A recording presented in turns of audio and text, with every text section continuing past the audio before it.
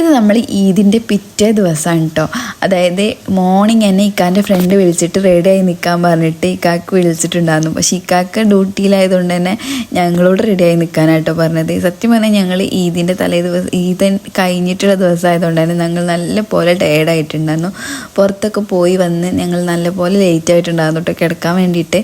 പിന്നെ അവർ പുറത്തേക്ക് ബ്രേക്ക്ഫാസ്റ്റ് കഴിക്കാൻ വേണ്ടിയിട്ട് പോവുകയാണ്. അപ്പം ഞങ്ങളും വരുന്നെന്ന് പറഞ്ഞിട്ടാണ് ഇപ്പോൾ കൊണ്ടുപോകുന്നത്.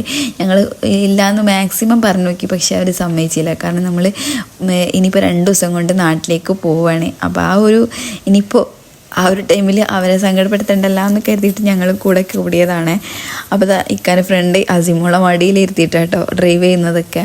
ആൾക്കിപ്പോൾ നല്ല ഫീൽ ചെയ്യുന്നുണ്ട്. ഞങ്ങൾ പോവാനായപ്പോൾ കേട്ടോ. മക്കളൊക്കെ ഒന്ന് കമ്പനിയായി വന്നേ അപ്പോഴത്തേക്ക് പോവാണല്ലോ എന്നുള്ള ആ ഒരു പറച്ചിൽ തന്നെ ഉണ്ടായിരുന്നുള്ളൂ കേട്ടോ ആൾക്ക്. അസിമോൾ ഭയങ്കര ഇഷ്ടമാണ്. അസിമോൾ ഇവിടെ നിർത്തിയിട്ട് വെക്കോ, ഞങ്ങൾ നോക്കിക്കോളാന്ന് പറഞ്ഞിട്ട് കേട്ടോ ഭയങ്കര പറച്ചിൽ. അപ്പോൾ ഏതായാലും വന്ന ടൈമിൽ അസിമോൾ നല്ല പോലെ മിങ്കിളാവാൻ വേണ്ടിയിട്ട് കുറച്ച് ടൈം എടുത്തിട്ടുണ്ടായിരുന്നു. ഇപ്പോൾ ഒന്ന് മിങ്കിളായി വന്നപ്പോൾ നമ്മൾ പോകാനുമായി.